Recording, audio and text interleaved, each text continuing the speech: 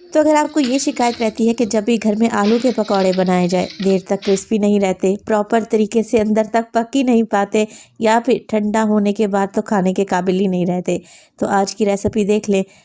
ऐसी tips and tricks दूंगी कि आलू के पकौड़े देर तक क्रिस्पी भी रहेंगे और खाने में टेस्टी भी लगेंगे। बिस्मिल्लाहिर्रहमानिर्रहीम। अस्सलाम वालेकुम।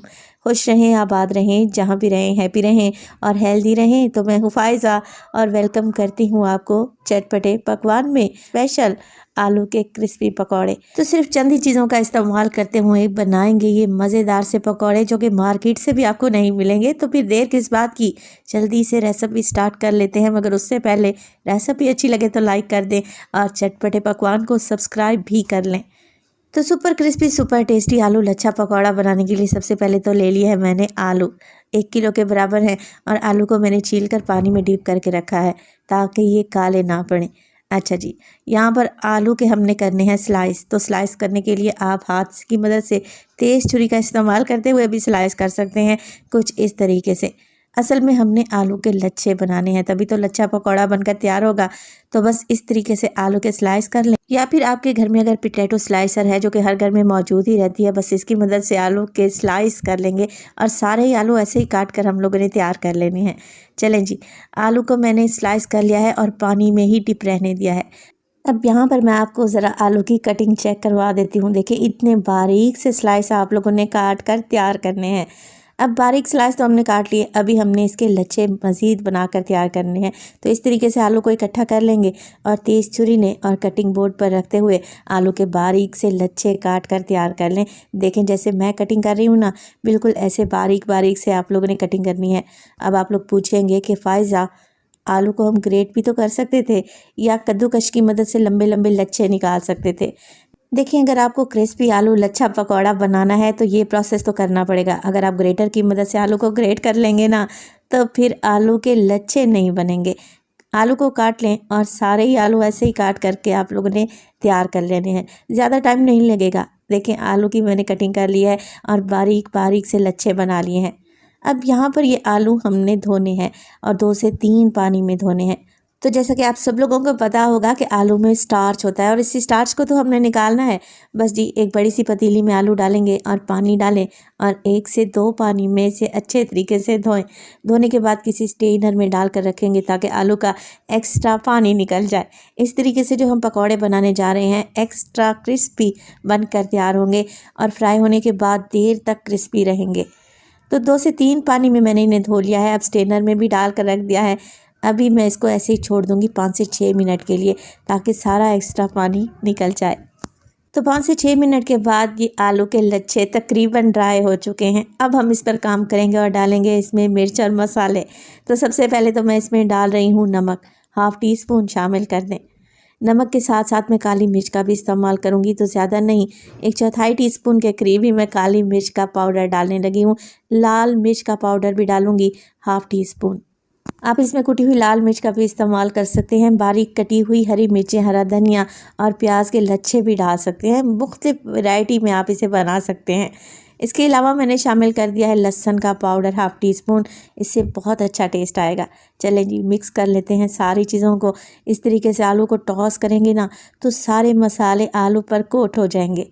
जैसे ही मसाले हम आलू के ऊपर डालेंगे, आलू नरम पड़ना शुरू हो जाएंगे।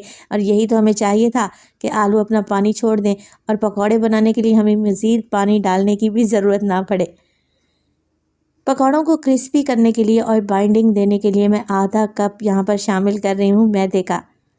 ½ कप ही मैं कॉर्नफ्लोर डालूँगी, और अगर कॉर्नफ्लोर नहीं है आप लोगों के पास तो आप इसमें चावल का आटा भी ऐड कर सकते हैं। अब देखें, मिक्सिंग आप लोगों ने कैसे करनी है। लच्छों को खोल खोल कर मिक्स करना है, ये नहीं कि हाथ की मदद से प्रेस करते हुए आलू को दबा दबा कर मिक्स करें, इससे फिर लच्छे सही नहीं बनेंगे। तो इस तरीके से जैसे मैं मिक्सिंग कर रही हूँ ना, हल्का हल्का सा आलू को खोलते जाएं और मिक्सिंग करते जाएं। तो यहाँ पर मिक्सिंग करते वक्त जिस बात का आप लोगों ने ध्यान देना है वो ये कि यहाँ पर मैदे या फिर कॉर्नफ्लोर की एक्स्ट्रा कोटिंग बिल्कुल भी नहीं हुई। देखिए, आलू हल्के हल्के से ही कोट हुए हैं और वैसे ही खिले खिले से नज़र आ रहे हैं, और ऐसे ही पकौड़ों का बैटर तो हमें चाहिए था। चलें जी, जैसे ही मिक्सिंग कर लें ऑयल को गर्म होने के लिए रख दें, क्योंकि मिक्सिंग करने के बाद पकौड़ों को हमने रखना नहीं है, फ़ौरन से फ्राई करना है। तो पकौड़ों को फ्राई करने के लिए आलू के लच्छे उठाएंगे, जितने बड़े साइज़ के पकौड़े या छोटे साइज़ के आप लोग बनाना चाहते हैं, और हल्के हाथ से इसे इकट्ठा कर लें।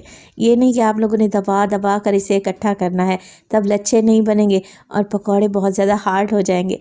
तो बस हल्का सा ही मैंने इन्हें इकट्ठा किया है और गर्म ऑयल में छोड़ते जाएँ।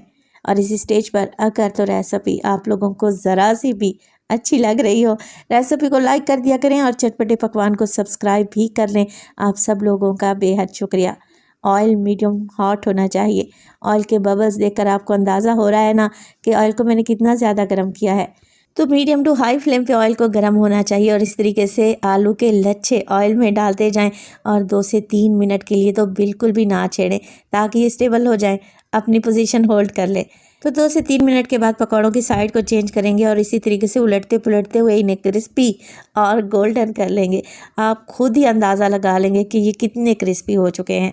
चलें जी, इन्हें निकाल लेते हैं और दूसरा बैच डाल देते हैं। ये आलू के लच्छा पकौड़े थोड़ा सा पानी छोड़ेंगे, मगर आप लोगों ने घबराना नहीं है। पानी में से निकाल कर इन्हें निचोड़ते जाएं और ऑयल में डालते जाएं, तो ना ही ये बिखरेंगे ना ही ऑयल को एब्सॉर्ब करेंगे। तो देखें, लग रहे हैं ना क्रिस्पी, क्रंची और टेस्टी। आलू लच्छा पकौड़ा को आप सर्व कर सकते हैं हरी चटनी के साथ या फिर केचप के साथ। मैं आपको ज़रा चेक करवा दूँ कि ये कितने क्रिस्पी बनकर तैयार हुए हैं। तो बस लच्छा पकौड़ा बनाने के लिए आप लोगों ने जिस बात का ध्यान रखना है वो ये है कि आलू के बारीक बारीक से लच्छे बनाने हैं और 2 से 3 पानी में से धोना ज़रूर है, ताकि आलू का स्टार्च निकल जाए। और फिर जैसे मैंने बताया उसी तरीके से इन्हें फ्राई कर लें, तो आप लोग देखेंगे कि बेहतरीन आलू के लच्छे पकौड़े बनकर तैयार हुए हैं। एक से तो आपका दिल ही नहीं भरेगा, बार बार खाएंगे और बार बार बनाएंगे। तो रेसिपी बनाए तो अपना फीडबैक लाजमी दिया करें।